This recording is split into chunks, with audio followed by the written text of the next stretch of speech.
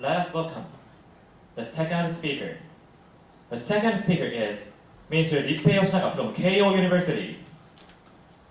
He will deliver his speech under the title of Collective Genius. Collective Genius. Mr. Yoshinaga, please come up to the stage and set the clock forward.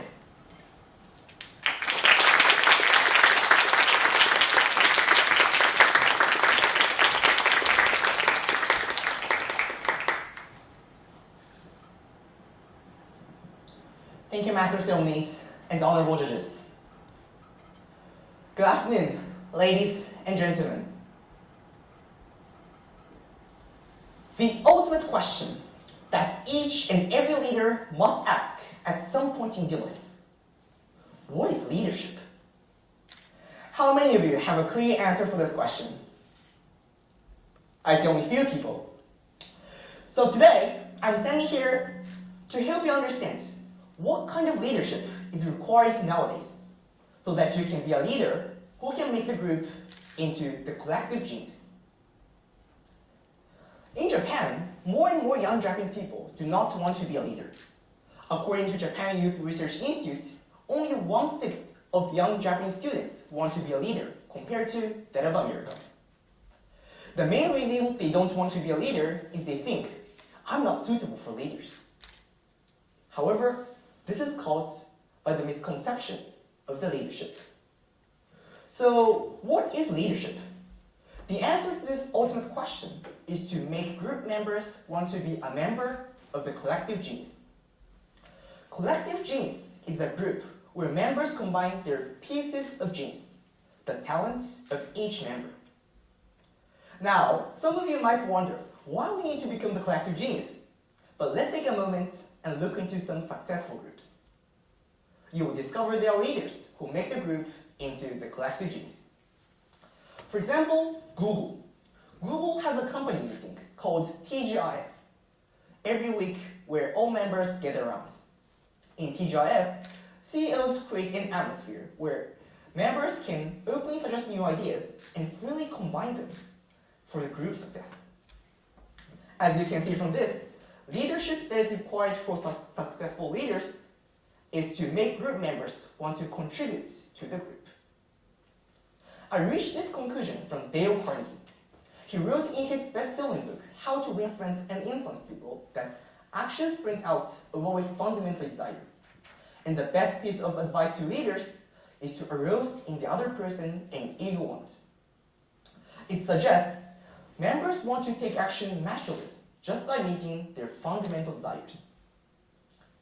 Next, how can leaders meet their fundamental desires? I focused on one fundamental desire that we have in common: the desire to be accepted and respected. According to Abraham Maslow, a great psychologist in the 20th century, human beings have 5 basic needs, which includes the desire to be accepted and respected. What leaders should do is just simply use this desire as a driving force to make group members want to be a member of the collective genius. In order to meet others' fundamental desires to be accepted and respected, the method I want to introduce today is to show our expectations.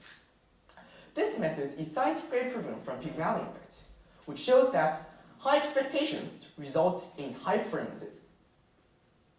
When leaders show their expectations for members to achieve the group success, they work hard together to meet leaders' expectations. Or in other words, they become a member of the collective genius. One of my successful examples of this showing expectations methods, as a leader of the Keio English Speaking Society of the speech section, is our speech making process. I guess people make their speeches only by themselves in most cases. However, when we make our speeches only by ourselves, our views are easily narrowed. We need to add other viewpoints. So I decided to gather section members and discuss the topics of each member. However, many members didn't come at first. It was a very hopeless time for me. But I continued to show my expectations again and again. Your way of thinking is so original. You're very glad to combine ideas. And above all, we need your help. Later, more and more members gradually realized their importance for the group, and finally, they came to the speech activities. As a result, our section became the collective genius. What is amazing about the showing expectations methods is that leaders can also get advantages when members feel their fundamental desires are met by leaders. I still remember vividly when I was helped by my section members. It was a moment when I had a trouble with my speech. I was completely at a loss. At that time, my section members asked me, "Hey Rippei, you look like you're in trouble with your speech. Can we do something for you?" I still have no words to express my joy of this moment. Thanks to my section members, now I'm standing here to deliver my speech on such a glorious stage. Being a leader is such a rewarding experience. Ladies and gentlemen, why not make the collective genius as a leader? A leader is never required to be a genius. All we need to do as a leader is nothing special. Just show our expectations. Every person in your group contains a piece of genius. Your task as a leader is to combine all those pieces of genius and convert them into the collective genius. Collective genius. This is the ideal group where members' fundamental desires are met by leaders. Collective genius. This is the ideal group where members want to combine their power for the group. Collective genius. This is the ideal group where we all need to achieve as a leader. The ultimate answer that each and every leader should understand at one point in their life.